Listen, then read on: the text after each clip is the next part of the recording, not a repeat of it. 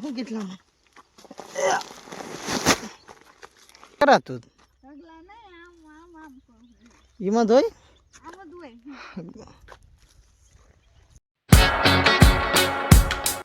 તો હાલો મિત્ર, જય માતાજી, જય દ્વારકાધીશ અને ફરીવાર એક આપણા નવા વિડીયોમાં તમારું હાર્દિક સ્વાગત છે. તો આજે આપણે 2-3 દી પછી પાછા એક દી વાડી આવ્યા ને આજ નાખવાનું છે આપણે ખાતર કપામાં.